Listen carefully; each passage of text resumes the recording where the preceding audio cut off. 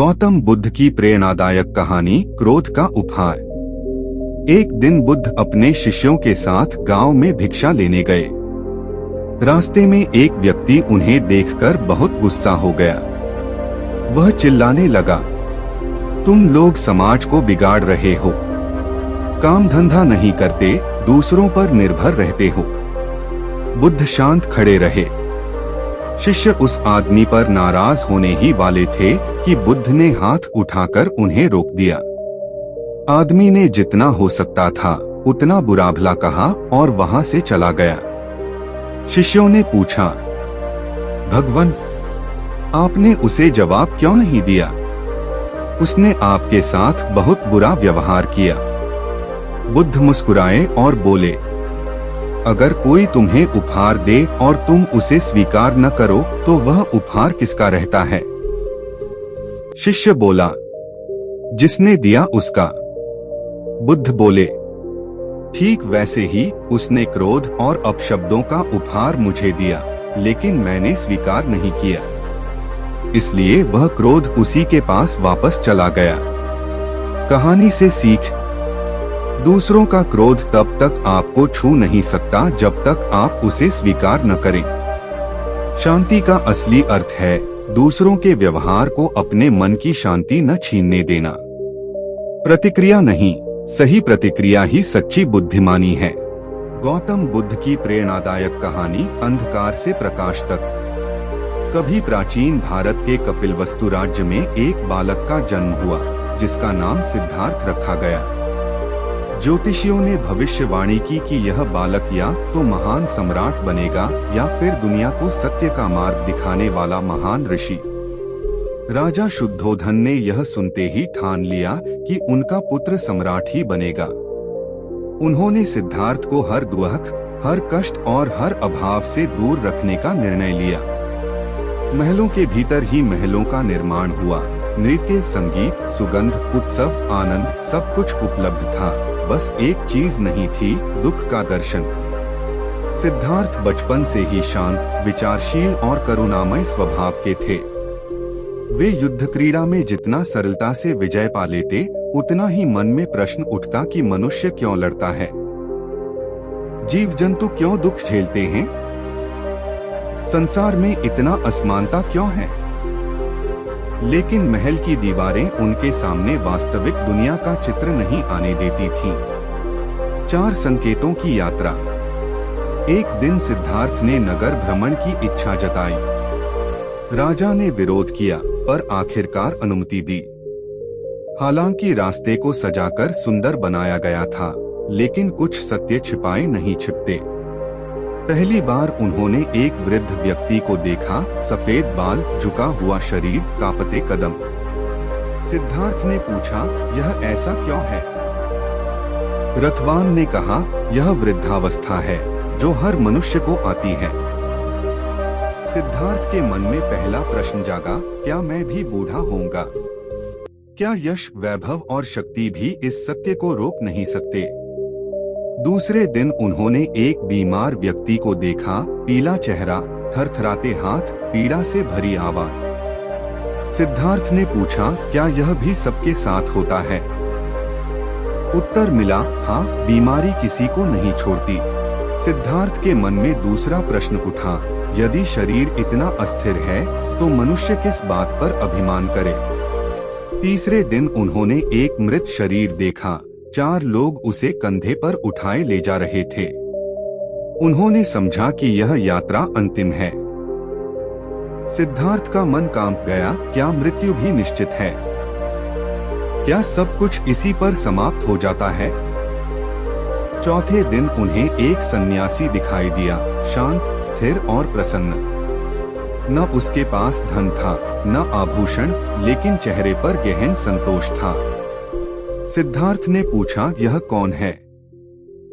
उत्तर मिला, यह एक साधु है जिसने सत्य की खोज में सब छोड़ दिया है।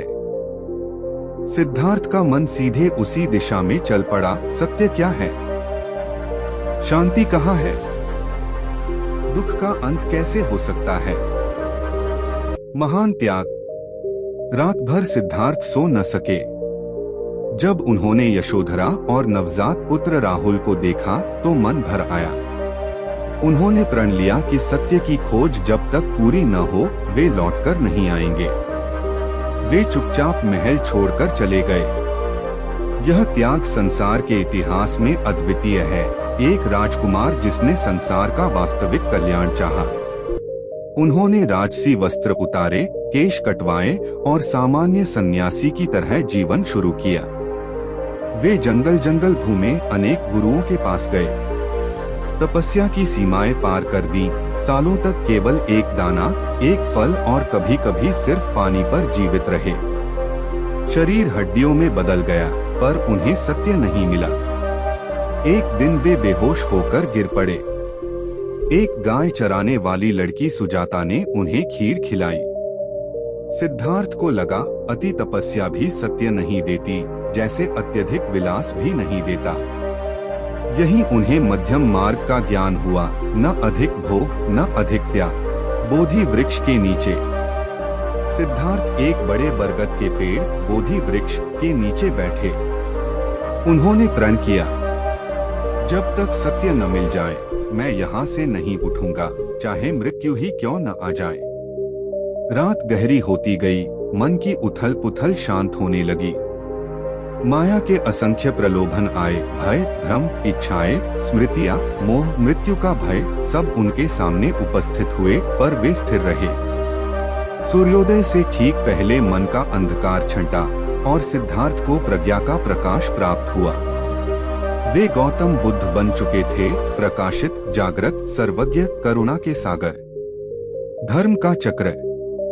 ज्ञान प्राप्ति के बाद बुद्ध ने जो सबसे पहली शिक्षा दी वह सारनाथ में थी, धर्मचक्र प्रवर्तन। उन्होंने समझाया कि मनुष्य दुख से मुक्त कैसे हो सकता है। उन्होंने 4 आर्य सत्य बताए। 1. जीवन में दुख है। 2. दुख का कारण तृष्णा है। 3. तृष्णा का अंत संभव है। 4. यह अंत अष्टांग मार्ग से प्राप्त होता है। 4 सत्य सरल थे, लेकिन जीवन बदलने के लिए पर्याप्त थे। उन्होंने अहंकार, हिंसा, लालच, ईर्ष्या, द्वेष, मोह सबको समझने और छोड़ने का मार्ग बताया। उनका हर वचन जीवन को गहराई से देखने का निमंत्रण था। अनगिनत परिवर्तन। बुद्ध के शब्दों ने हजारों लोगों का जीवन बदला। सामान्य किसान हो या राजा, हर कोई उनकी करुणा और ज्ञान से प्रभावित हुआ। उनके पास जो आता खाली नहीं लौटता। किसी को समाधान मिलता, किसी को शांति, किसी को दिशा। आज भी दुनिया बुद्ध के विचारों से प्रेरणा लेती है, क्योंकि उनका ज्ञान किसी धर्म तक सीमित नहीं था, बल्कि मानवता के लिए था। कहानी का प्रेरक संदेश। अब इस कहानी का वह भाग जो वास्तव में हमें प्रेरणा देता है। एक जीवन दुखों से भरा है, पर उनसे भागकर नहीं, उन्हें समझकर ही मुक्ति मिलती है। समस्याएं जीवन का हिस्सा हैं, लेकिन उनके कारण टूटना नहीं है। बुद्ध कहते हैं, दुख को समझो, उसे स्वीकार करो और फिर उसे छोड़ दो। 2. संतुलन ही सबसे बड़ा मार्ग है। अति विलास और अति त्याग दोनों ही अज्ञान हैं।